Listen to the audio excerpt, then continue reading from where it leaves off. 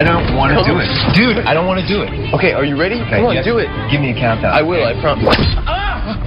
주인공은 고등학생인 3명의 친구입니다. 앤드류, 맷, 스티브. 이 3명의 친구가 어느 날 그 숲에 갔다가 땅굴이 하나 우연히 파져 있는 것을 보게 됩니다. 그 깊은 땅굴 속을 셋이 같이 들어가다 보니까 뭔가 이상한 물체를 발견하게 되는 거죠. 그렇죠.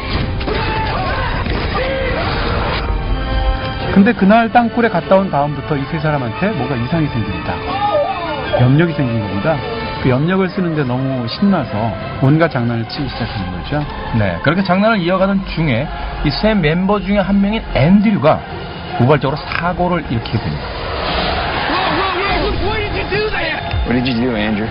그 점차 폭력적인 성향을 보이기 시작하고 장난으로 시작했던 일들이 사회를 위협하는 하나의 거대한 공포 또는 위협으로서 이제 다가오기 시작하는데요.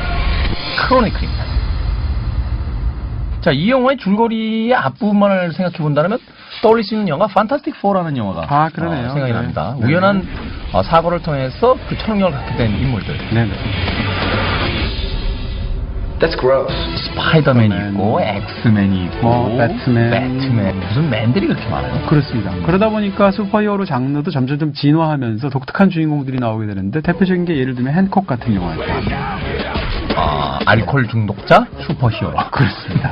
그런가 하면은 또 네. 가장 그 고등학생들의 판타지에 가까웠던 슈퍼히어로는 점퍼였던 것 같아요. 아, 그러네요. 네. 순간 이동 능력을 하는 하는. 이런 이제 여타 장르로 이제 점점점 진화하게 되는데 이 크로니클이 굉장히 재밌다면 슈퍼히어로 장르를 파운드 푸티지라는 요즘 한참 인기를 끌고 있는 장르랑 합쳤다는 겁니다. 어떤 사람이 카메라를 들고 그냥 주변 일을 찍는데 그러다 엄청난 일이 생겼고 나중에 그 영상이 발견되었다.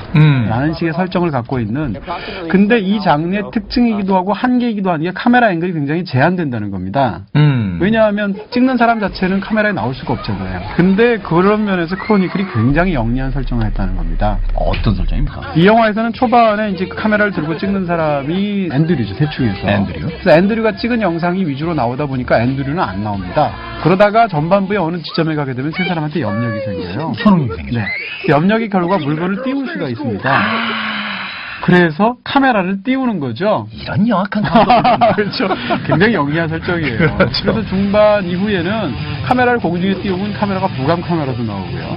하늘에 날아다니는 것도 찍을 수 있고. 오히려 더 자유자재로 찍을 수 있게 되는. 그렇습니다. 그리고 찍는 사람 자체도 모습이 나올 수가 있잖아요. 오. 이런 설정을 통해서 파운드 푸티지라는 장르가 갖고 있는 장점이자 한계였던 카메라 앵글이나 카메라 웍의 부자연스러움을 확장시켜버린 거예요. 네. 굉장히 재미있는 설정이죠. 그렇기 때문에 한편으로 이 슈퍼히어로물 하면 떠오르는 그 화려한 어떤 CG라든지 이런 영상은 사실 그다지 등장하지 않잖아요. 네, 그 점에서도 이 영화가 영리하다고 말할 수 있습니다.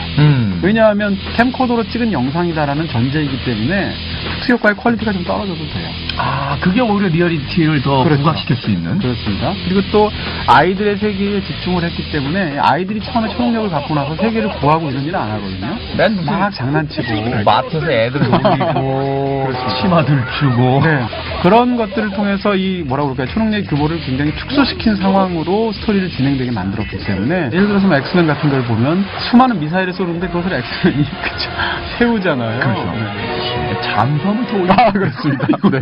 네. 그런 장면 같은 건 영화에 나올 필요가 없는 거죠.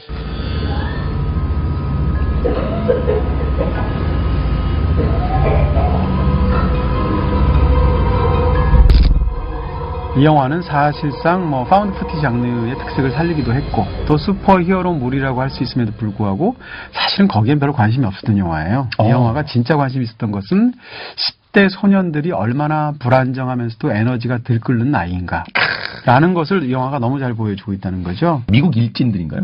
아, 오히려 반대입니다. 아. 네. 학교에서 이제 왕따를 당하는 앤드류인데. 그렇죠. 근데 이 친구는 아버지한테 맞고, 어머니는 아프고, 집은 또 가난하고, 가뜩이나 정서적으로 불안하고, 육체적으로 불안한데, 어마어마한 에너지를 갖게 됐을 때 그것이 자기 파괴 충동도 있고, 자기의 불안을 어쩌지 못하는 것도 있고, 좌절감이나 불안감이나 세상에 대한 적대심이 극단까지 갔을 때, 혼자서 그것을 발산을 못하는 거죠. 폐차장에 가서 폐차를 찌그러뜨리는 장면인데. 정찰을.